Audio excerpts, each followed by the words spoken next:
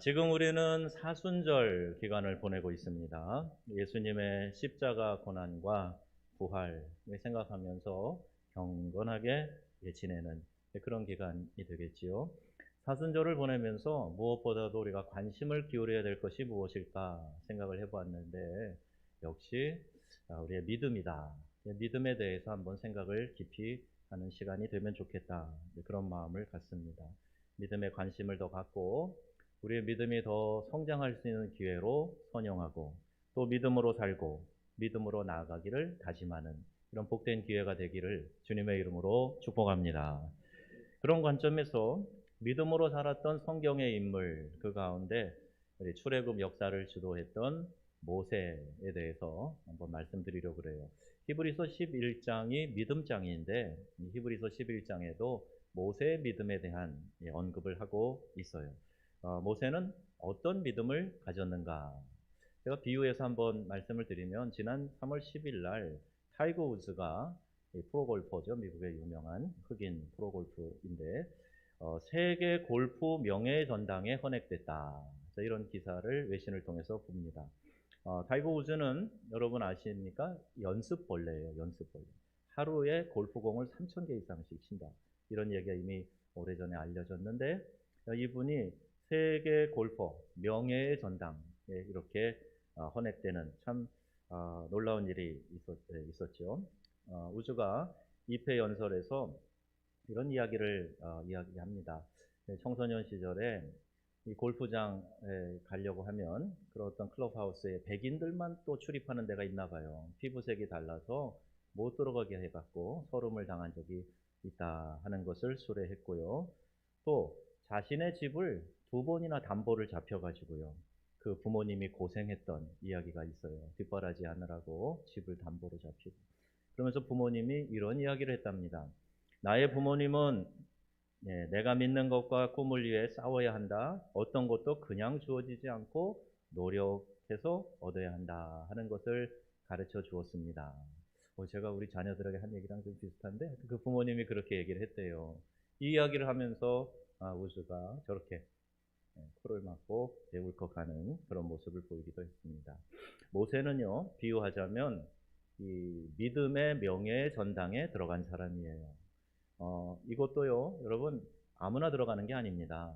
교회 오래 다니면 뭐 직분 주겠지, 아니잖아요. 교회 오래 다닌다고 믿음이 성장하겠지, 아니잖아요. 이것도 우리의 믿음의 성장을 위한 노력과 또 그런 기회들을 마련을 해야 되죠. 모세가 어떤 사람이기에 믿음의 명예의 전당에 서게 되었는가? 그 말씀을 오늘 드리려고 합니다. 첫 번째, 모세의 믿음의 특징은 어떤 믿음인가요? 답을 잘 모를 때는 앞에를 잘 보시면 됩니다. 어떤 믿음인가요?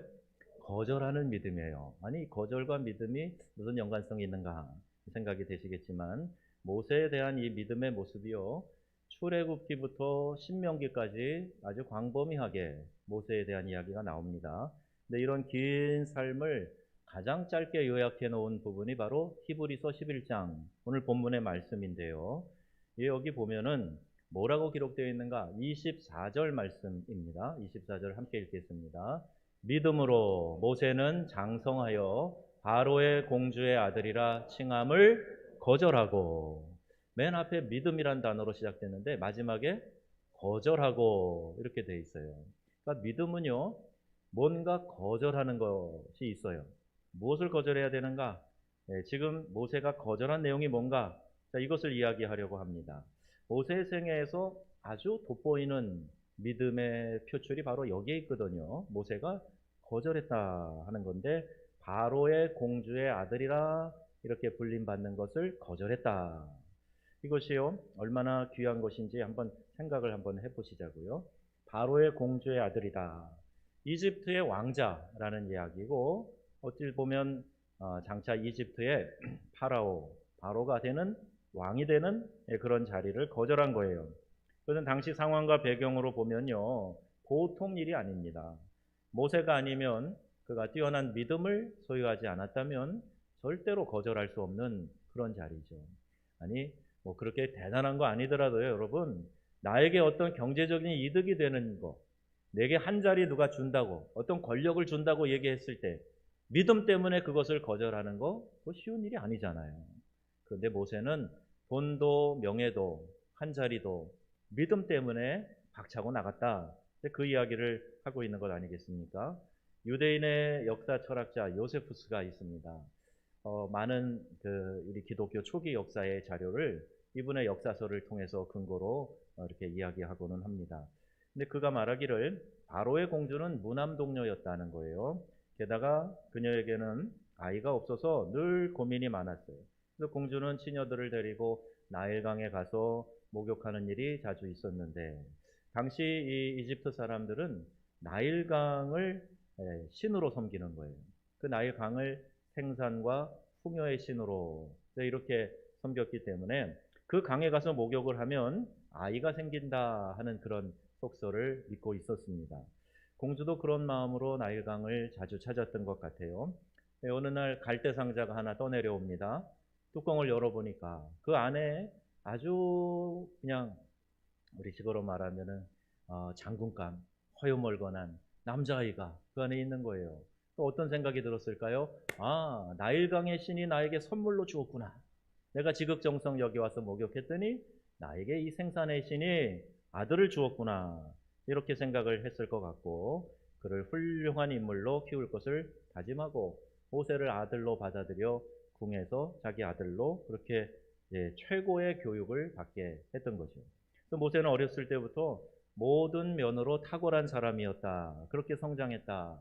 성경이 기록하는데 사도행전 7장 22절에도 말씀합니다. 모세가 애굽 사람의 학수를 다 배워 그 말과 행사가 능하더라 그랬어요. 학문도 애굽에 뛰어난 학자들을 데려다가 선생님들 모셔다가 배우게 했고 왕자의 교육을 받는 거 아닙니까? 그러니까 막 무술도 잘하도록 체력 단련도 시켜주고 이렇게 했단 말이에요. 그러니까 아주 탁월하게 엘리트 교육을 받으면서 그렇게 성장했던 거예요.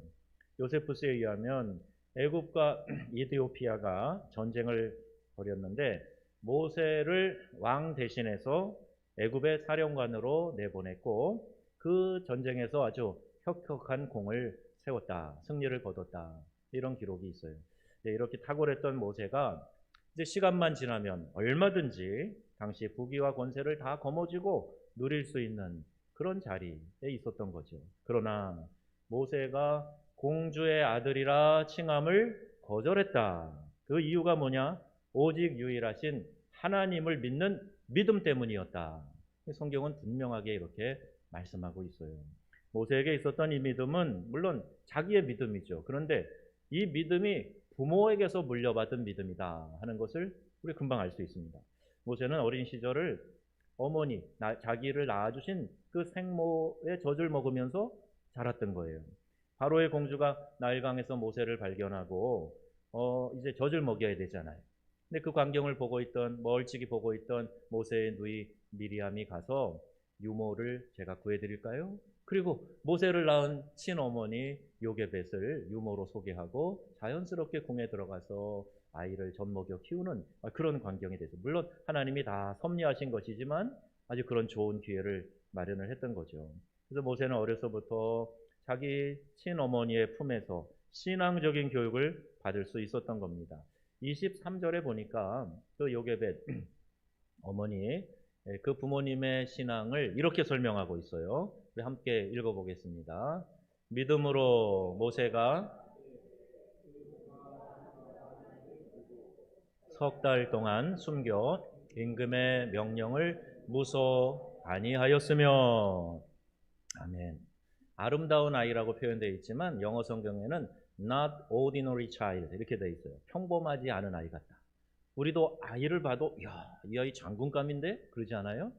그러니까 내 아이를 낳아서 놓고 보니까 믿음의 눈으로 보니까 더더욱 이 아이가 평범하지 않은 거예요. 그러니까 지고한 왕의 명령이 있었음에도 불구하고 믿음으로 그 아이를 숨겨 키우다가 할 수 없어서 결국에는 강에 떠내려 보내는데 그것도 하나님의 섭리에 맡기는 것이었죠.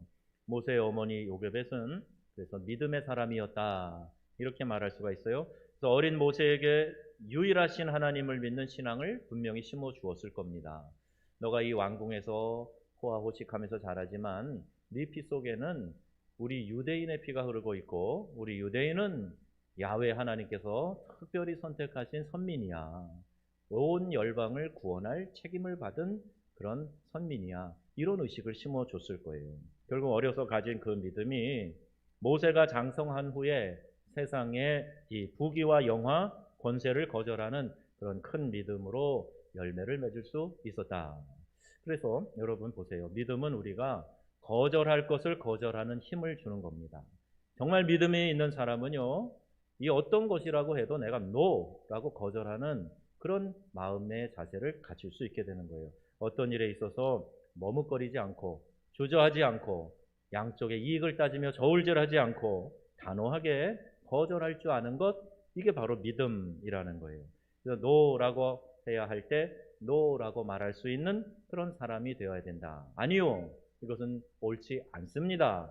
아니요, 나는 싫습니다. 안 하겠습니다. 이렇게 말할 수 있는, 거절할 줄 아는 것이 믿음이라는 거예요. 뛰어난 사람, 역사에 귀하게 쓰임받은 인물들 한결같이 다 거절할 것을 거절한 사람이다 하는 것을 우리가 잊지 말아야 됩니다.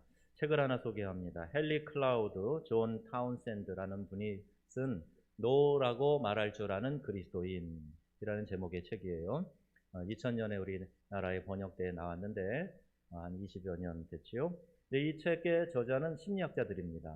심리학자의 입장에서 우리 크리스찬들이 이런 부분에서 분명한 경계선을 마련해야 된다, 이런 얘기를 하는 거예요. 노라고 말한다는 것은 바운더리, 거기 책에 표현되어 있는 바운더리, 경계선을 이야기하는 거예요. 여기까지입니다. 안 됩니다. 내 신앙의 영역은 철저합니다. 라고 바운더리를, 경계선을 만드는 것, 그걸 노라는 말로 표현을 했습니다. 믿음의 사람 요셉이 그랬어요. 그가 보디발의 집에 들어가서 집을 관리하는 집사 책임을 맡게 됩니다. 아니, 하나의 히브리 노예로 잡혀온 사람이 그 집의 모든 살림을 맡을 정도로 승진했다. 이거 엄청난 특혜를 입은 거 아니에요? 주인의 아주 총애를 받는 것 아닙니까? 그런데 문제는 그 보디발의 아내가 날마다 이 피 끓는 청년 요셉을 유혹하는 거예요. 나와 동침하자. 그런데 대장군 보디발의 아내, 그럼 한번 상상해 보세요. 대단한 미인 아니었겠습니까? 그런데 날마다 이 피 끓는 젊은이를 유혹하는데 거절하면 이 그의 자리가 위태로울 수도 있는 것 아니에요? 사모님에게 미움받아가지고 한순간에 그 자리에서 쫓겨날 수도 있는 그런 상황 아니겠습니까? 그런데 요셉은 망설이지 않습니다. 주저하거나 결코 기회주의자처럼 행동하지 않아요. 두 마음 품지 않습니다. 그는 보디발의 아내가 그의 옷을 잡고 늘어져요. 나와 동침하자. 그렇게 마치 애걸복걸 하듯이 유혹을 하는데, 그럼에도 불구하고 요셉이 어떻게 합니까? 어찌 이 큰 악을 행하여 하나님 앞에 득죄하리이까 하면서 단호하게 거절합니다. 그럼 우리가 흔히 말하는 코람데오, 하나님 앞에서 라는 이야기를 하지 않어요? 그런데 하나님 앞에 있다고 하면서 할 거 다 하고 슬쩍슬쩍 죄악에 눈을 돌리고 발을 담그고, 그러면 하나님 앞에 있는 코람데오의 신앙이 아니죠. 하나님은 둘째치고라도 사람이 누가 나를 지켜보고 있어도, 내가 신분을 상징하는 옷을 입고 바깥에 나가면요, 마음대로 행동하지 못합니다. 아주 운전을 위험하게 해갖고 끼어들어도요, 보통 때 같으면 하면 짜증도 내고 지나가면서 뭐라고도 하고 할 수 있는데, 제가 이제 목사를 상징하는 옷을 입고 지나가면 절대 그렇게 못합니다. 교회 차를 갖고 나가면 절대 그렇게 못해요. 그런 체면이 있는데 하나님 앞에서 내가 감히 어떻게 죄악을 덥석덥석 받아들입니까? 요셉은 그런 마음을 가졌어요. 늘 내가 하나님 앞에 있다 하는 마음을 가졌기 때문에 그 위험한 순간에, 다급한 순간에 내가 하나님 앞에서 어찌 이 큰 죄악을 범하리까, 이렇게 단호하게 선을 긋고 그 자리를 뛰쳐나가는 거예요. 다니엘의 세 친구도 그랬습니다. 금신상 앞에서 절하라고 했을 때 아니요 라고 하면서 이렇게 말합니다. 다니엘의 세 친구가 한 얘기예요. 우리 같이 한번 읽어보겠습니다. 왕이여, 우리가 섬기는 우리 하나님이 우리를 극렬히 타는 풀무 가운데서 능히 건져내시겠고 왕의 손에서도 건져내시리이다. 그리 아니하실지라도 왕이여, 우리가 왕의 신하들을 섬기지도 아니하고 왕의 세우신 금 신상에게 절하지도 아니할 줄을 아옵소서. 아멘. 얼마나 힘이 있는, 너무 당돌하지 않습니까? 잡혀온 사람들이 왕 앞에서 내가 우상 신에게, 금 신상에게 절하지 않겠습니다. 그 명령 따를 수 없습니다. 하나님이 우리를 구해 주실 겁니다. 혹 그렇게 하지 아니하실지라도 우리는 절대로 우상 앞에 절하지 않겠습니다. 명확하잖아요. 선을 분명하게 긋고 아니요, 왕 앞에서도 아니요 라고 말하고 있는 겁니다. 여러분, 이러한 분명한 선이 우리 모두에게 있어지기를 주님의 이름으로 축원합니다. 이 시대에 선명한 그리스도인들이 얼마나 많이 필요한지 몰라요. 세상은요, 가끔씩 그래요. 너가 예수 믿으면 좀 그래도 융통성이 있어야지. 아유, 그렇게 꽉 막히고 고리타분해서 어떻게 사회생활 하겠어? 어떻게 직장생활 할래? 아니요, 여러분. 선이 선명하면 선명할수록 나중에 그 사람이 더 인정받는 사람이 된다는 걸 아셔야 돼요. 믿음이요, 이랬다 저랬다 하고 기회주의자처럼 되면 세상도 나중에 더 조롱합니다. 믿지 않아요. 네 신앙 그거 가짜다. 이렇게 그들이 판단하기 때문이에요. 1924년 파리에서 올림픽이 있었는데 영국의 육상 선수 가운데 에릭 리델, 이 사람이요 100m 금메달 유망주였어요. 영국에서도 이 사람은 꼭 금메달 딸 거다. 그런 기대주였는데 마침 이 100m 경기가 있었던 날이, 결승이 있었던 날이 바로 주일날 예배 시간이었어요. 내가 예배를 포기하고 가서 이 결승전 할 수 없다. 그래가지고 예배를 드리는 것을 선택합니다. 그리고 경기를 포기하죠. 영국의 많은 사람들의 또 언론의 비난을 막 받습니다. 거의 매국노 취급을 받을 만큼 그렇게 비난이 쏟아졌어요. 아쉬움이 있었어요. 기자가 묻습니다. 이 일에 대해서 당신은 아쉬움이 없습니까? 물어봤어요. 근데 에릭 리델이 대답하는 거예요. 물론 아쉬움이 있습니다. 올림픽에서 금메달을 목에 걸 수 있는 기회를 놓친 것, 세계에서 제일 잘 달리는 사람들과 함께 결승을 할 수 있는 그런 겨룰 수 있는 기회를 놓친 것, 자신의 국기가 올려지고 국가가 스타디움에 이렇게 울려 퍼질 때 느끼는 그 환희와 기쁨, 감격을 놓친 것에 대한 아쉬움이 있습니다. 그러나 내 거절이 옳았다는데 의심은 전혀 없습니다. 이렇게 이야기를 했어요.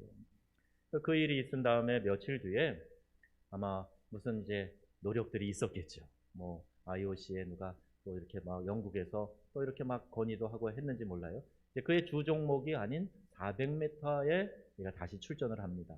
400m는 400m대로 유망주들이 있는데 놀라운 기적 같은 일이 일어난 거예요. 예상을 깨고 에릭 리델이 금메달을 따버립니다.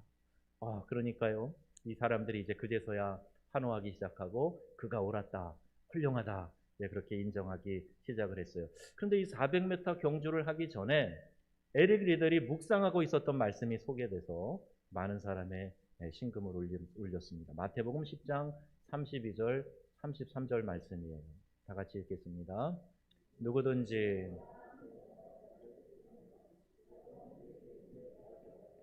저를 시인할 것이요 누구든지 사람 앞에서 나를 부인하면 나도 하늘에 계신 내 아버지 앞에서 저를 부인하리라. 아멘. 우리 주님의 준엄하신 말씀이지요. 즉 어떤 상황에서도 어떤 손해와 불이익이 있어도 하나님 아버지를 믿는 신앙을 명확하게 하면 나도 너희를 굳건하게 붙들고 강하게 보호해 주겠다. 그런 말씀 아니겠습니까? 여러분, 이 말씀을 의지하셔서 어떤 상황에서도 우리가 기회주의자 신앙인이 되지 말고 분명한 믿음의 선을 지키는 그런 신앙인들이 다 되시기를 주님의 이름으로 축원합니다. 여러분, 거절하는 것이 믿음이에요. 내가 하나님의 사람으로, 믿음을 가진 사람으로 예스와 노를 분명하게 이 경계선을 그어서 살아가게 될 때, 그때 하나님이 기뻐하신다는 말이죠. 그리고 내가 손해보지 않고 더 큰 축복으로 하나님이 이끌어 주시는 보너스도 있어요. 거절하는 믿음이 정말 귀한 신앙이고, 이러한 귀한 믿음으로 날마다 승리하며 사시는 우리 귀한 명성의 가족들 되시기를 축복합니다. 두 번째 모세의 믿음의 특징은 이런 겁니다. 어떤 믿음인가요? 선택하는 믿음. 모세의 믿음에 있어서 거절하는 것이 소극적인 믿음이라면 선택은 적극적인 그런 측면이라고 말할 수가 있어요. 모세는 단순히 거절을 위해서 포기한 것이 아니에요. 버리기 위한 그런 버림이 아니에요. 더 좋은 것을 선택하기 위해서 거절한 겁니다. 아이가 무엇을 꽉 잡고 있으면요, 더 맛있는 것, 더 좋은 것 있어도 이걸 놓지 않으면 못 잡아요. 근데 욕심 많은 아이는 양손에 쥐고 앙 울어요. 그거 달라고. 놔야 잡는데 놓지 않고 울고만 있는 거예요. 그런 어린아이, 어리석은 어린아이와 같은 모습이 우리 영적인 세계, 우리의 모습 가운데도 종종 등장을 하는 거예요. 너 그거 놔야지. 이걸 잡을 수 있어. 하나님 말씀하시는데 깨닫지 못하고 듣지 못하고 지금 내가 붙잡고 있는 거 꽉 붙잡고 더 좋은 거 달라고 떼쓰는 어리석은 어린아이와 같은 그런 모습 말입니다. 근데 모세는요, 이걸 알았어요. 모세에게 배우는 뛰어난 믿음이 바로 이겁니다. 거부만 하는 것이 아니라 이 믿음의 결정은 거절한 뒤에 더 좋은 것을 선택하는 것이고 그것을 위해서 결단하며 나가는 거예요. 모세가 바로 그런 사람이었습니다. 성경은 모세의 거절과 함께 그의 탁월한 선택, 더 좋은 것의 선택, 이것을 강조하고 있는데 이것이 그의 믿음인 것을 성경이 이렇게 말씀합니다. 25절, 26절 말씀이에요. 시작. 도리어 하나님의 백성과 함께 고난받기를 잠시 죄악의 낙을 누리는 것보다 더 좋아하고 그리스도를 위하여 받는 능욕을 애굽의 모든 보화보다 더 큰 재물로 여겼으니 이는 상 주심을 바라봄이라. 아멘. 모세는 분명히 그가 뭘 선택할지 알았죠. 지금도 너무너무 좋지만 이거 다 포기하면 더 좋은 것을 얻을 수 있다. 그 확신이 있었기 때문에 그렇게 잠시 궁에서 누리는 환락과 명예와 재물과 이런 것들을 포기할 수 있었던 거예요. 모세는 거절한 것에서 머물지 않고 더 좋은 것을 선택했다. 이것이 탁월한 믿음의 모습입니다. 그러면 그가 선택한 더 좋은 것이란 무엇이겠습니까? 본문을 그것을 두 가지로 이야기하고 있습니다. 첫 번째는 무엇을 선택했나요? 하나님의 백성과 함께 하겠다. 이걸 선택했어요. 본문은 하나님의 백성과 모세가 함께 한다. 이것은요, 그리스도를 위하여 사는 선택으로 말씀하고 있는 거예요. 이 말은 곧 사단이 아니라 하나님, 세상이 아니라 교회, 땅의 것이 아니라 하늘의 것, 지옥의 것이 아니라 천국, 심판이 아니라 영생, 이것을 선택했다는 말이에요. 그것이 더 좋은 것임을 모세가 알았지요. 그는 하나님을 믿으면서 하나님의 사람들과 함께 살고 하나님의 사람들을 위해 봉사하고 하나님을 섬기며 사는 삶이 이 세상에서 누리는 그 어떤 것보다 그 어떤 행복, 그 어떤 기쁨보다 더 소중하다 하는 것을 알았던 거예요. 오늘 예배에 나오신 여러분, 우리 일부 예배 오신 분들에게도 동일한 축복의 말씀을 드렸어요. 여러분, 이 어려운 상황에서 여러분 예배를 선택해서 지금 이곳에 계시는 것 아닙니까? 여러분 선택이 옳은 일이고 하나님 기뻐하신 일인 줄로 믿습니다. 여러 핑계 댈 일이 있겠죠. 그러나 그 핑계를 선택하지 않고 예배 나와서 예배 드리겠다 하는 것을 선택한 거 위대한 것이에요. 얼마나 우리 하나님 기뻐하실까. 만일 모세가 바로의 공주의 아들이라 칭함을 계속 받으면서 계속 궁 안에서 머물러 있었다면 물론 잠시 동안의 부귀영화, 그리고 훗날 어쩌면 이집트의 왕이 되었을지도 몰라요. 근데 이집트의 파라오가 되어봐야 나중에 뭐 피라미드에 들어가지 않겠어요? 이렇게 박제하듯이 미라 만들어가지고. 그게 무슨 의미가 있습니까? 그럼 결국 그 영혼은 황폐해지고 영원한 지옥 형벌에 머무르게 된다면 아무리 이 땅에서 파라오의 영예를 누렸어도 그게 무슨 영광이 되는 거란 말이에요. 그래서요, 이 모세는요, 다른 선택을 한 겁니다. 하나님의 백성과 함께하기를 택한 거예요. 세상이 아니라 하나님을 택한 겁니다. 그 결과 하나님 나라에서 영생을 누리게 된 줄로 믿습니다. 여러분, 우리가 세상을 택하지 않고 하나님 택하면 오늘 우리에게도 동일한 은혜가 있는 줄로 믿습니다. 세상에 좋은 것 많아요. 잠깐 즐길 수 있는 즐거움, 쾌락들 많이 있습니다. 돈이 주는 편안함들도 많이 있어요. 그런데요, 영원한 것이 아니에요. 이 땅에서 영원히 간직할 수 없는 것, 이거를요, 영원히 간직할 것을 위해서 초계와 같이 버린다. 이게 어리석음입니까? 아니요, 전혀 어리석은 게 아니죠. 지혜로운 거예요. 물론 하나님의 백성과 함께하는 이 고난은요, 이 길은요, 고난이 따라오고 어려움도 감수하는 좁은 길입니다. 그래서 본문에서는 하나님의 사랑과 함께 받은 고난이다, 이렇게 말하고 있어요. 그리스도를 위한 능욕을 강조하고 있습니다. 어쩌면 고난과 능욕 때문에 이 길을 선택하는 일이 더 어려운 거지요. 상식적인 이야기 아니겠습니까?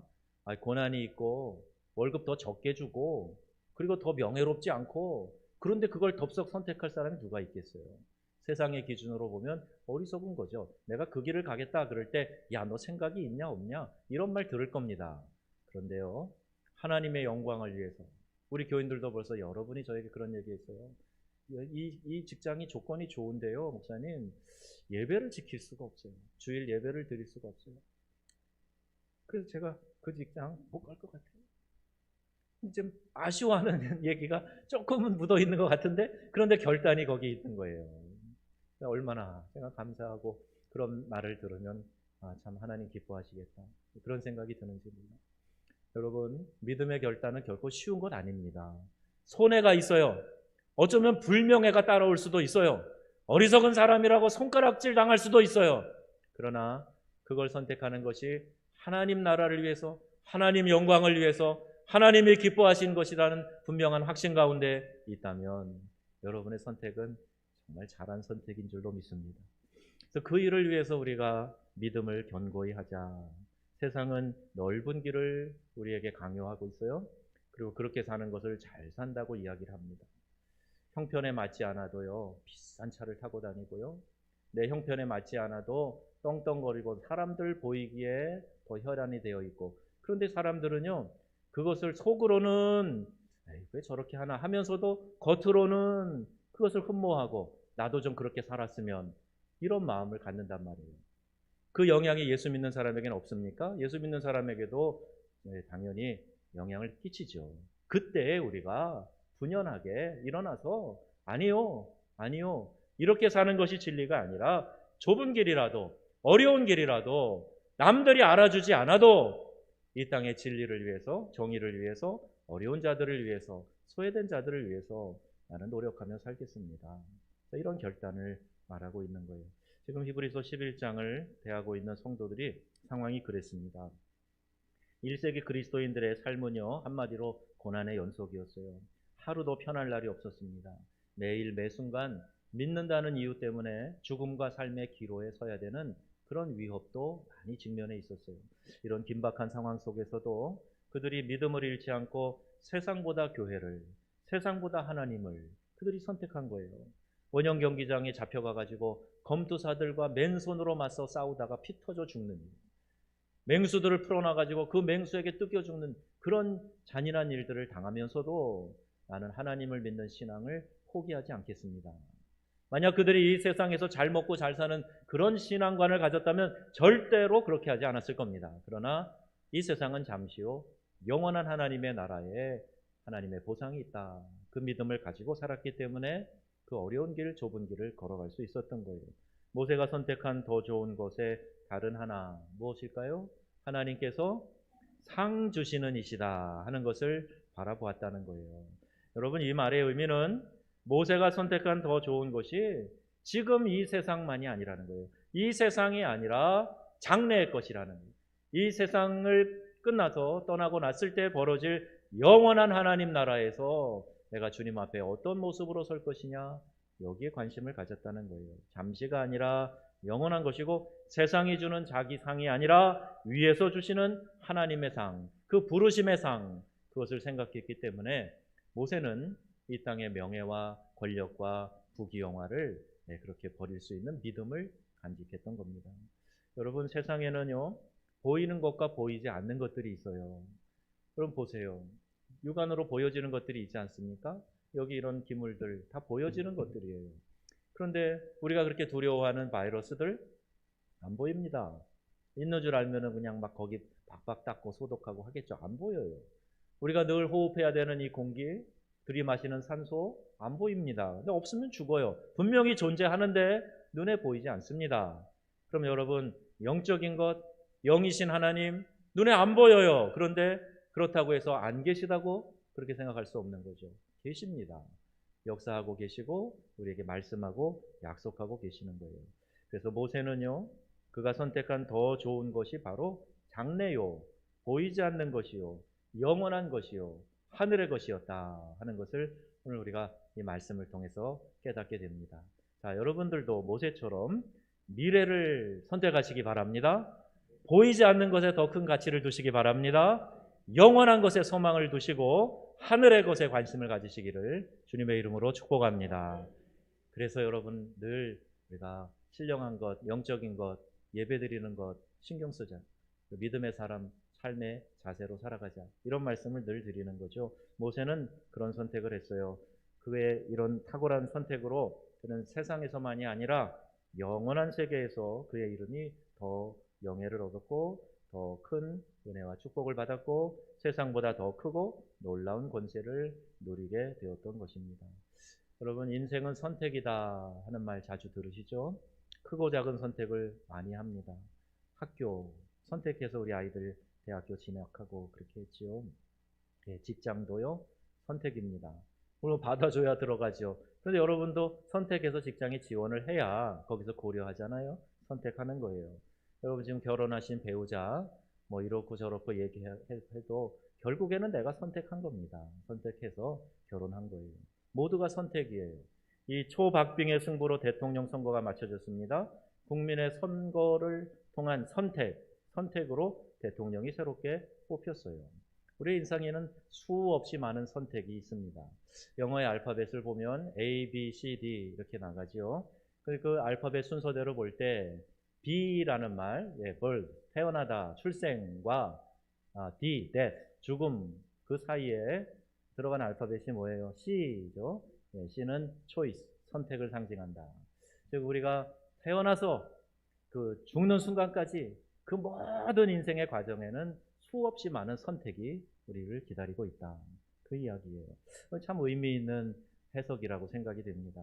분명 우리는 매 순간순간 살면서 선택과 거절 그 기로에 설 때가 많아요. 결국 거절과 선택이 인생이고 내 삶이고 이게 바로 믿음이라는 거예요. 여러분이 무엇을 선택하느냐? 그게 믿음이에요. 이 어려울 때 예배를 선택하는 거 믿음입니다. 어려울 때 우리가 함께 힘을 모아서 우리 교회를 위해서, 미래를 위해서, 다음 세대를 위해서 하나님 앞에 더 은혜로운 예배 공간 마련하기 위해서 우리가 헌신하고 투자하는 거 선택입니다. 그런데 이 선택은 하늘의 선택이고 영원한 것에 대한 선택이고 하나님이 기뻐하실 선택이 될 줄로 믿습니다. 이제 여러분 거절할 것은 거절하세요. 그리고 선택할 것을 꼭 선택하세요. 코로나 핑계로 하나님과 거리두기가 되면 안 됩니다. 나와 주변의 건강을 생각해서 부득이한 상황의 격리는 어쩔 수 없지만 두려움이나 게으름을 이것을 코로나 핑계로 해서는 안 된다는 거예요. 안전한데 그런데 그냥 막연하고 좀 찝찝한데 교회 가지 말까? 이렇게 하는 거 여러분 이건 두려움 때문에 선택한 겁니다. 내가 마스크 쓰고 그리고 마스크 벗고 얘기하지 않겠다. 교회 가서 예배 잠깐 드리고 오는데 가야 되겠다. 이게 믿음의 선택이죠.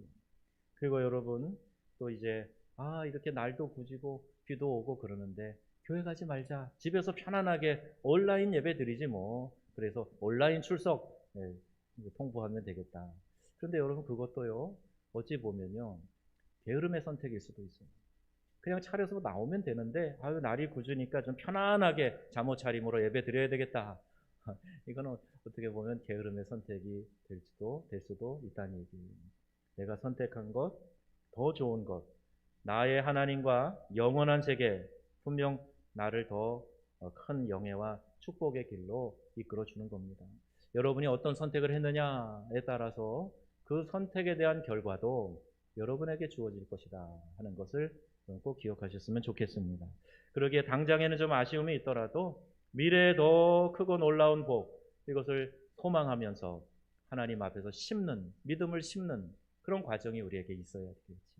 오늘 예배에 오신 여러분, 또 온라인으로 정성 다해서 예배하시는 성도님들, 이러한 믿음의 선택을 하셔서 하나님 앞에 귀하게 쓰임받는 그 축복을 또 미리 심는 우리 복된 성도님들이 다 되시기를 바랍니다. 죄악의 유혹이 올 때 세상의 유혹, 시험이 닥쳐올 때 아니요, NO라고 여러분 분명하게 거절하셔서 경계선을 명확하게 하세요. 믿음의 색깔을 분명하게 하세요. 그래야 하나님이 기뻐하십니다. 직장생활 하는데 돼지머리 갖다가 놓고 거기다가 5만 원짜리, 만 원짜리 귀에다 코에다 꽂아놓고 자 와서 한번 소원을 빕시다. 사장님 그런다. 내가 가가지고 안 하면 사장님 나 미워하고 미운 털 박히면 직장생활 어려운데 에이 한번 참고 하지. 여러분 이것은 성경에 수많은 믿음의 사람이 보여줬던 그런 결단이 아니지요. 손해가 있어도 내가 그 앞에서 하나님께 축복을 빌겠습니다. 우리 회사를 위해서. 그러나 돼지머리 앞에서는 기도 안 합니다. 내가 우리 어머니 아버지 살아계실 때 초를 다하고 최선을 다하겠습니다. 그러나 돌아가신 조상을 신으로 모시지는 않겠습니다. 그럼 이게 더 분명한 경계선, 분명한 선택 아니겠습니까? 여러분 이런 결단이 이 어려운 시대에 저와 우리 모든 성도님들에게 있어지기를 우리 주 예수님의 이름으로 축원합니다.